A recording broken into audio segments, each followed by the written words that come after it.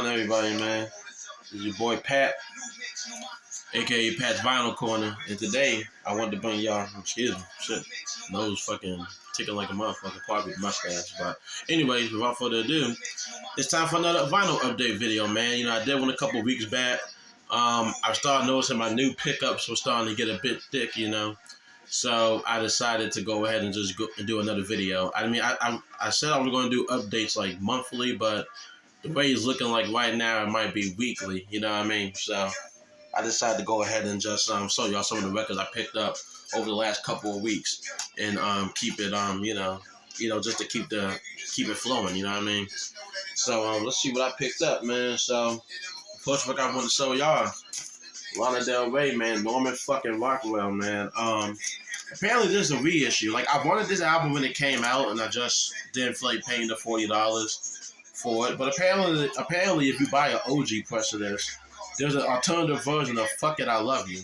But if you buy a reissue or a repress of any of this album, it contains the version that you heard on Spotify when the album dropped back in 2019. So, I'm the type that like to buy records that sound just like the initial release of them. So, I mean, I heard the alternative version of "Fuck It, I Love You." It actually sounds good. You know, it's not much production. Is more acoustic. But I do like I might like the streaming one more because I think it's more consistent with the production on this album. But yeah, man, NFR is great. I mean, this is probably my favorite Lana album, man. I think this is the Lana album for niggas that aren't Lana fans. You know what I mean? Because a white woman in piano is like a fucking I mean, it's like my weakness, you know. Anytime a piano is involved and the white goes on the cover, I mean, 9 times out of 10 I'm gonna like it. But I mean, I like this album, man. How Disappear. The second song was Mate with that Marston's Apartment Complex. I guess how you pronounce it. Venice Bitch is great, of course. These songs are long as fuck. These are very long songs, but man, I enjoy this album, man. Like, I really like it. Happiness is a Butterfly. Great shit on here, man. Some really great shit. Definitely recommend that if you're in the mood for some good singer-songwriting stuff. Definitely have my wife right here, man. Uchis, man, with fucking Red Moon and Venus. As you see, there's no sleeve on this, so I have yet to play this album. This is the only record in my collection I've yet to play. Just haven't really been in the mood spinning vinyl, you know, but I had to pick up this album, you know. It's standard black, so there's no bother showing you that. But it's a good album. I don't think it's better than Isolation, though. I think Isolation was a bit more interesting, I think, production-wise. This one is pretty much in the same ballpark, you know, alternative R&B, a little bit of pop here and there. There's some good songs, though. I mean, All Mine is great. I like Fancy with Don Toliver. That's a good song. What else is, I Wish You Roses is good. Deserve You Summer Walker. That was a pretty good track, too. It's a pretty consistent album, you know what I'm saying? I know some people say album of the year and shit, and, you know, why I don't agree with that, you know, I understand why people feel that way. I get the sentiment. I just don't agree. But I like this album, man. This is a sexy-ass cover, though, so it get a plus for me. It's in the top 3, at least, just based off the cover alone. Put fine there. What else we got here? Chris Stapleton, man, starting over, man. Yeah, you probably can't see that, but, yeah, starting over, like, up there and shit. Country album, you know, country artist, Chris Stapleton, probably like, I think he's like the great white hope for country right now. I mean, because you talk about mainstream and commercial country, he's the only motherfucker that actually sounds anything remotely close to what the genre is when you picture it, as opposed to all the other shit that Nashville's pushing out. I think they're finally pushing out some really good artists with him, and I'm glad that he was able to break out to the mainstream. This album was fantastic. Devil Always Made Me Think Twice. Went On With You was great. Arkansas is great. Hillbilly Blood, I love that song. Maggie song, come on, song about a dog. It's a country album. I mean, what's a country album without a song about a fucking dog, man? Shit was sad. I think the dog died at the end too. Spoiler alert. Old Friends is good. Watch You Bum, boy, he was, man. And Chris was pissed off, but he was singing on Watch You Bum, boy. That nigga was going off. Nashville, Tennessee is great. You should probably leave. I like this, and I only played this once. I played this once, and I ain't gonna lie, I was thoroughly impressed with how good this album was, man. He has a really great voice. Like, Chris Stapleton can sing. This ain't no fucking yodeling bullshit or whatever, nigga. This motherfucker really got pipes, you know what I mean? So I fuck with this album. Like, you know, he's like the saving grace of country, man. I hope that he can continue getting better even from this, you know? Because that shit was damn good. What we got here? Got some Elvis Costello, man, and the Attractions. So we got Blood and Chocolate, 1986 album.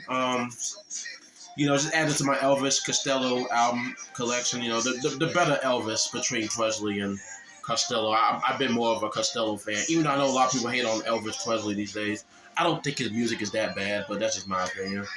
Um, but I think with him, just to go on a little tangent, I don't think many people hate Elvis Presley's music. I think they hate what he represents. And if that's really where you're coming from, I get it. But come on, man. His country shit was actually really damn solid. I'll give him that.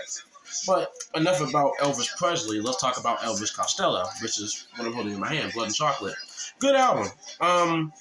Not my favorite. One of his better ones, I'll say. Definitely one of his better ones with the Attraction.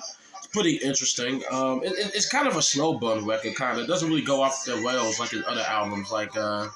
what's that album? The one he's taking. I have that record. The one he's holding the camera. I can't think of it. I cannot think of that album right now. It's so fucking good, but I cannot think of it. I know My Aim Is True is the first one. This year's model. That's what it is. It ain't fucking with that, but this is good. I like it. I recommend that if you're an Elvis fan. And we got some more Elvis Costello in the Attractions, man. We got Trust. The album that came out a few years before Blood and Chocolate.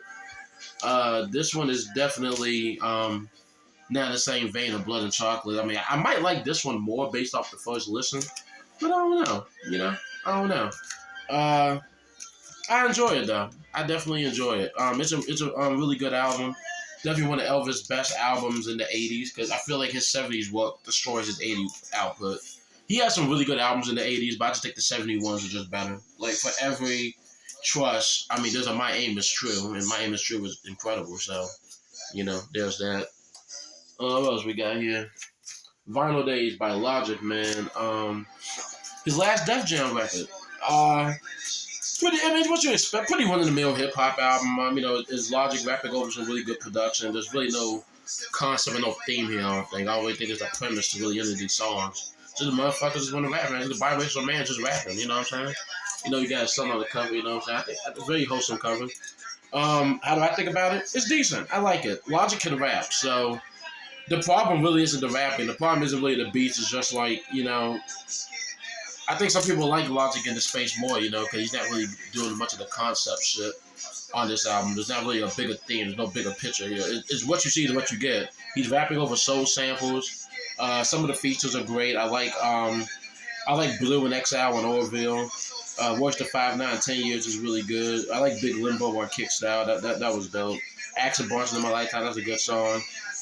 We got RZA on Portal 1, samples the Bring the Records beats off of 36 Chambers. But overall, I like Vinyl Days, man. If you're a Logic fan, I got this for like $18 brand new at Amazon. I think it's at least worth that. You know what I mean? Like it's not amazing. It's not mind blowing. I mean, the shit isn't fucking, I don't know, the shit isn't ready to die or anything, but I mean, it's decent, you know what I mean? I definitely think Logic did overall a pretty good job of that album. Next year we got Ninth Wonder, man. I don't know how you pronounce that. I guess that's Tucker Hammond, Valley of the Kings. I mean, we're gonna go with it. I ain't doing another take, nigga, so if I butcher the name, I just butcher the name. It's Ninth Wonder. It's a beat tape. It dropped like 10 years ago, but 2022, like a couple weeks ago, like a month or two ago, he ended up pressing them for vinyl, and this is the gold version, so this is the most limited one. No, I'm not gonna show you. Just take my word for it. It's the gold one. Unfortunately, the gold one sold out. If you want to go and spend like how much is going on this cost? Like $250 now. So you want to spend close to $300 to get a gold version of some beats that came out about a decade ago, then be my guest. But I like this album, man. I really like instrumental hip hop. Like I said, I made a comparison on my IG page how instrumental hip hop is like the modern day jazz, and I feel like that's really what it is, man. Like you just sit down and you listen to beats, nigga. That's all you do. It makes beats that make you want to freestyle, makes you want to nod your head, makes you want to relax. You can do homework while this is on, or study or whatever, or you know what I'm saying. You just get some work done, or you can clean the house and put some good old beats on it, man. Like, Let Me Ride Soul was great. Just My Thoughts Soul was great. What else I remember? Was it Subi? Yeah, Subi Doo Soul. That's a good one. Yeah, really, really good album, man. It's a really good album. 30 beats, 30 beats from one of the best beat makers, pure beat makers in the game. Period, in my opinion, in all time, like in all hip hop history.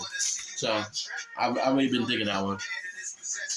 And last but not least, we have Beatopia, man. Some beabadoobee shit, man. You know what I'm saying? This is my girl right here, man. I love me some beabadoobee, man. This cover is wild. Like, I fucking love this cover. This cover is fucking sick.